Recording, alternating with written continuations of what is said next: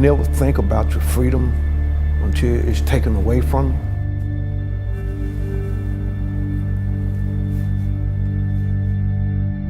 Wherever capital punishment exists, there is the risk that innocent people will be sentenced to death.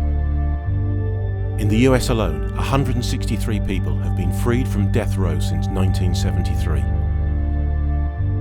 8 of those people, released in just the last 5 years, had spent at least 30 years each on death row. In 1985, Antony Ray Hinton was arrested and charged with 2 murders he did not commit. I was cutting grass. I just happened to look up and there's 2 white gentlemen standing there, and I said, "Can I help you?"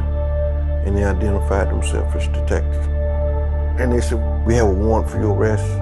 And I said, "For what?" He said, "We charging you with first-degree attempted murder, first-degree robbery, and first-degree kidnapping."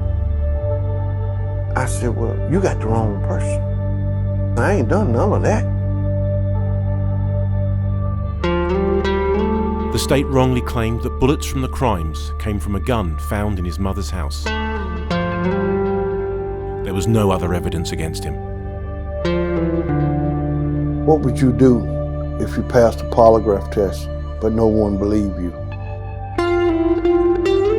What would you do if you didn't have enough money to pay for a good lawyer? So his ballistics expert was blind? In one eye, yes, that's correct. In 1989, the Equal Justice Initiative took on Antony Ray Hinton's case. They engaged 3 of the nation's top firearms experts. And all 3 of them came to the same conclusion, that the bullets didn't match.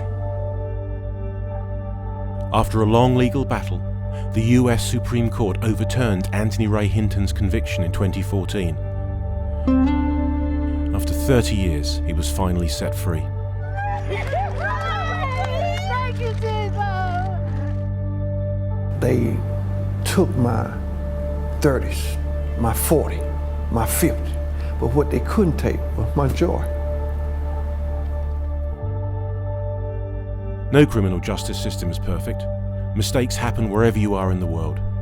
All it takes is one dishonest police officer, one incompetent lawyer, one overzealous prosecutor, or one mistaken witness, and the system fails.